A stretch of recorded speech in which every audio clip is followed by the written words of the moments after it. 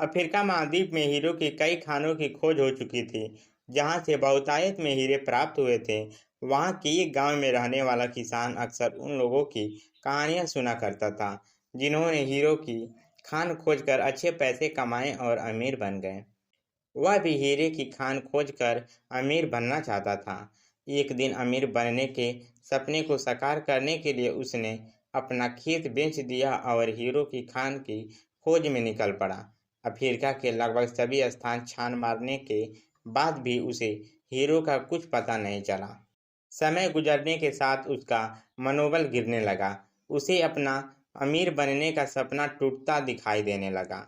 वह इतना हताश हो गया कि उसके जीने की तमन्ना ही समाप्त हो गई और एक दिन उसने नदी में कूदकर अपनी जान दे दी।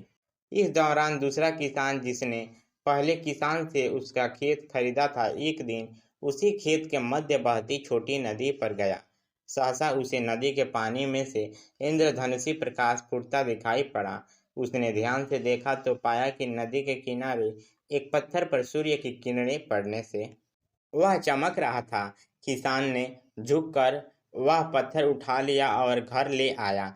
वह एक खूबसूरत पत्थर था। उसने सोचा कि यह सजावट के काम आएगा और उसने उसे घर पर ही सजा लिया।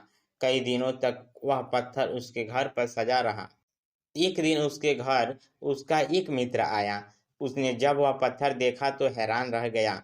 उसने किसान से पूछा, मित्र, तुम इस पत्थर की कीमत जानते हो? किसान ने जवाब दिया, नहीं, मेरे ख्याल से ये हीरा है, शायद अब तक खोजे गए हीरो में सबसे बड़ा हीरा है, मित्र बोला। किसान की इस बात पर यकीन करना मुश्किल था।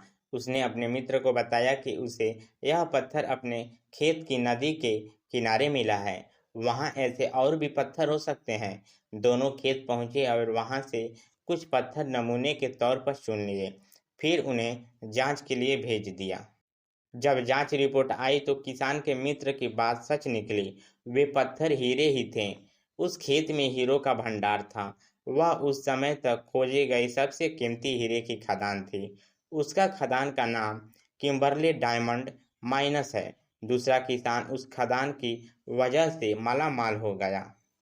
पहला किसान अफ्रीका में दर दर भटकता और अंत में जान दे दी, जबकि हीरे की खान उसके अपने खेत में उसके कदमों तले थे। सीख, मित्रों, इस कहानी में हीरे पहले किसान के कदमों तले ही थे, लेकिन वह उन्हें पहचान नहीं पाया और उनकी खोज में भटकता रहा। ठीक वैसे ही हम भी सफलता प्राप्ति के लिए अच्छे अवसरों की तलाश में भटकते रहते हैं। हम उन अवसरों को पहचान नहीं पाते या पहचान कर भी महत्व नहीं देते, जो हमारे आसपास ही छुपे रहते हैं। जीवन में सफल होना है तो आवश्यकता है बुद्धिमानी और परख से उन अवसरों को पहचानने की और धैर्य से अनवरत कार्य करने की। सफलता निश्चित है।